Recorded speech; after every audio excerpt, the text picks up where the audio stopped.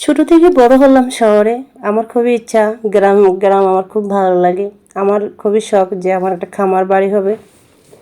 তো যেই ভাবনা সেই চিন্তা, বড় হলাম, বড় হয়ে কোটি টাকা দিয়ে গ্রামে একটা বাড়ি করলাম। সেই বাড়িতে যে থাকবো, সেখানকার পরিবেশটা মানে এরকম যে শুধু শুধু আপনি আপনার পিছনে লেগে থাকবে।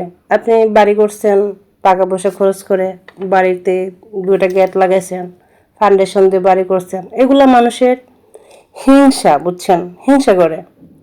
শহরের মানুষের মাঝে কিন্তু এতটা হিংসা নাই, গ্রামের মানুষের মাঝে এতটা হিংসা। আমার খুবই শখের একটা বাড়ি, খামার বাড়ি। আমি সেখানে এখন তৈরি যাই নাই, বাড়ি পুরা কমপ্লিট হয়নি এখনো।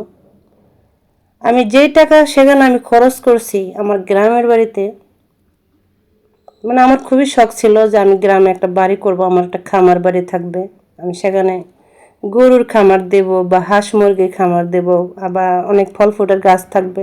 তা আমার এরকম একটা সেই শখ থেকে কিন্তু আমি গ্রামে একটা বাড়ি করি। বাড়ি এখনো কমপ্লিট হয় নাই, প্রায় 50-60 লাখ টাকার মতো খরচ হয়ে গেছে। জায়গা জমিন কিনেছি, সব মিলে প্রায় কোটি টাকার উপরে চলে গেছে। সেখানে আমি খরচ করছি, ভাবছিলাম যে একটু আরামে থাকবো সেখানে। যে তো ওই জায়গার মানুষগুলো যে এরকম, মানে আরামে থাকা তো দূরের কথা, সেখানে আমি শান্তিতে নিঃশ্বাসও নিতে পারবো কিনা জানি না, এত হিংসা। ওখানে মানুষগুলো মানুষের ভালো দেখতেই পারে না। গ্রামের মানুষগুলো না কেমন জানি সেন্সিটিভ, হ্যাঁ, তারা মানুষের ভালো, মানুষের সুখ তাদের পছন্দ হয় না।